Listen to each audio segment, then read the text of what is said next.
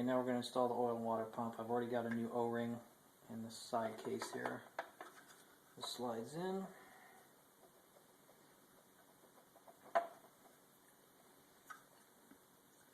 And oil delivery pipe. You got to be careful. Do not drop anything down into the crankcase. Don't ask me how I know.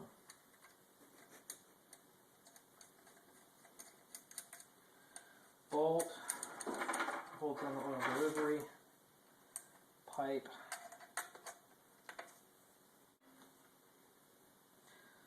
There's this little sleeve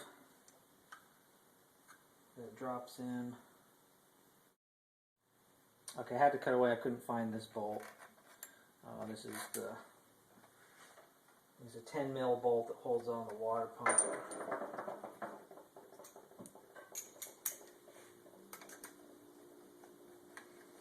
Torque that down.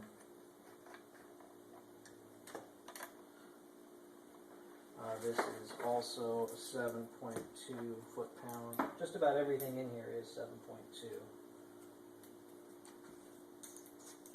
My hands are real oily.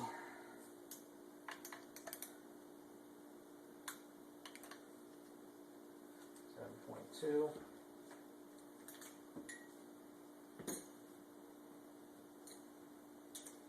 And torque that delivery pipe.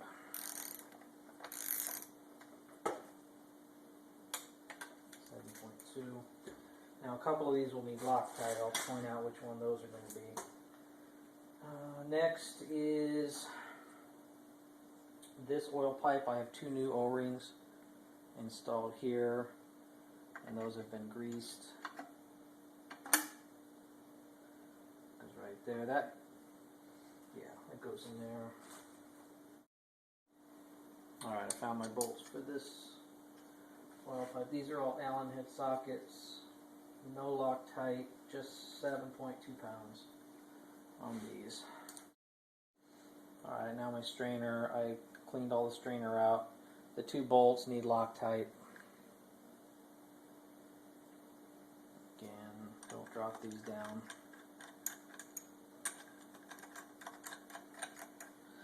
.2 on these as well.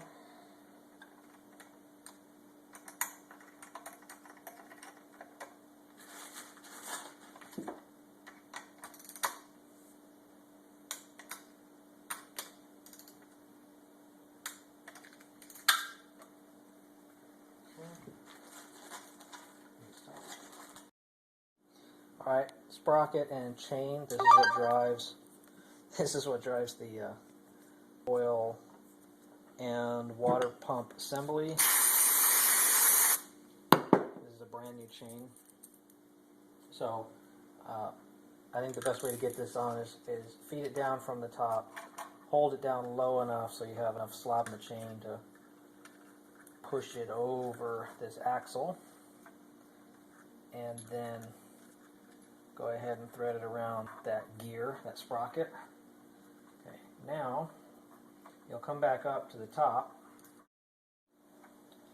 Alright, and then from the top, turn this sprocket until it fits like that. You need Loctite on this bolt, and this bolt is not a lot. There's not a lot of room here, so come in from the top, get that bolt down in that hole, reach in from underneath as well, and just get it in there and get it started. Then you'll need to use an open-end wrench to get this bolt torqued down. There's no way I'll get a socket and my torque wrench, so just rely on your elbow calibration. Manual calls for 11 foot-pounds of torque. In order to put the final torque down on this bolt that holds the sprocket, I just use a little Allen wrench. I just put it right through one of the sprocket holes on this side, and then that will allow me to put a final torque right on that bolt, just like that. From there, you put on this cover plate. Installation of the oil pan, straightforward. Make sure you got your two dowels here and over here. Drop your new gasket, cleaned and prepared oil pan, all mating surfaces clean, any last debris washed out, and then drop this down. A couple of the bolts that hold this on need to be Loctited. That is spelled out pretty clearly in the service manual. Let me get both my hands and I'll get this on. Installation of the oil pan, straightforward. Make sure you got your two dowels here and over here. Drop your new gasket, cleaned and prepared oil pan, all mating surfaces clean, any last debris washed out, and then drop this down. A couple of the bolts that hold this on need to be Loctited. That is spelled out pretty clearly in the service manual. Let me get both my hands and I'll get this on. Putting the belly pan on is going to be pretty easy. Bolts, the manual calls to Loctite a couple of them. I'm going to go ahead and put Loctite on all of them just to be safe. Just again, the blue Loctite, so if I have to pull these back off again I can without too much trouble. Anyway, bolt all this up, then I'm going to clean up the sensor and the wiring that goes down. It's still got some grease and crap on it. I'm going to clean all that up, put this back in, and I think at that point I'll probably turn the motor back over so that it's resting on the belly pan. Just want to point out that you got to remember to put this little clip right here. Sorry. You got to remember to put that clip on this edge that holds down this oil sensor wire. Okay. Next up, lower radiator pipe, put a new O-ring, greased it. This just works its way in here.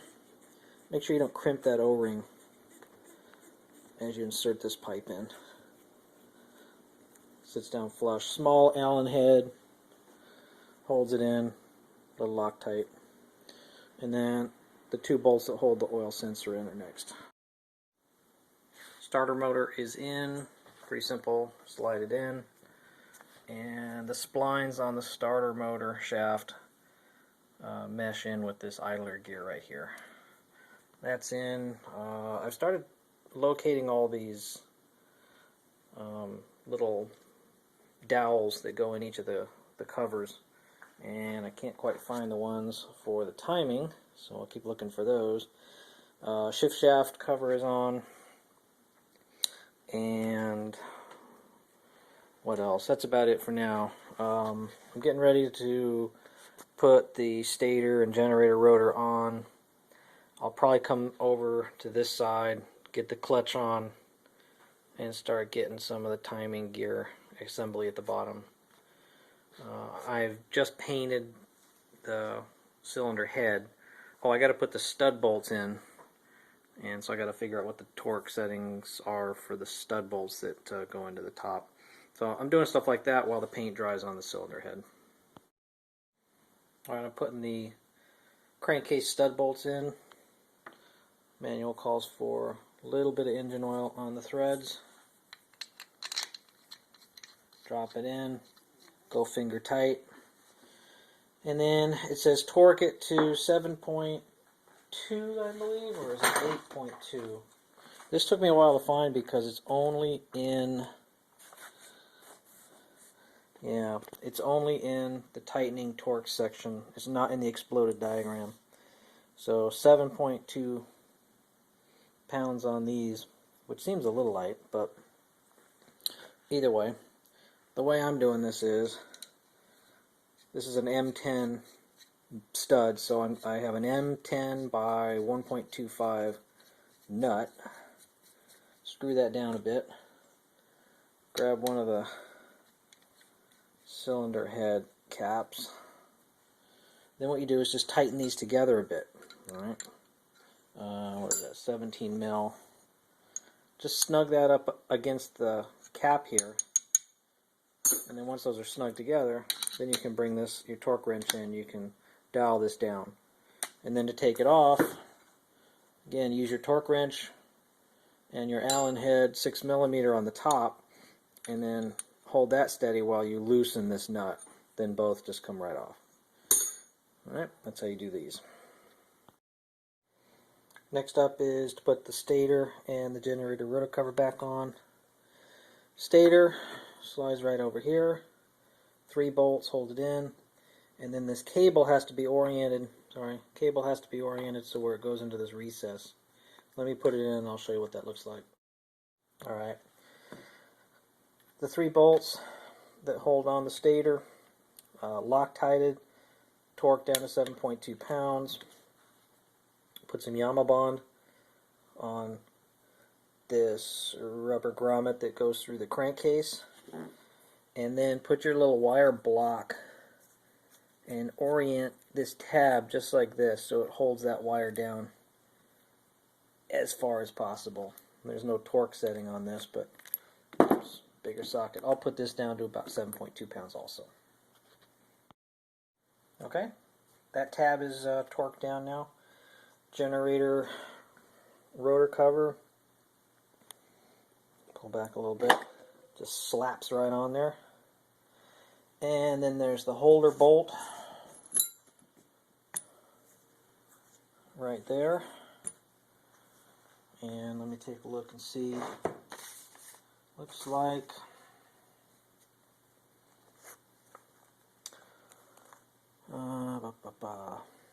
they do ask you to put a new bolt in here. I've never quite understood why. The bolt I have right there is actually fairly new. Looks like engine oil on the threads and torque down to 68 foot-pounds. Now when I torque this thing, it's going to want to spin the crankshaft. So I'll need to go on the other side and hold it, or get another pair of hands to hold that so I can get it torqued down properly. The other option is hit it with the air hammer and rely on the air hammer just to torque it up. 68 is pretty snug, so anything pretty snug would do.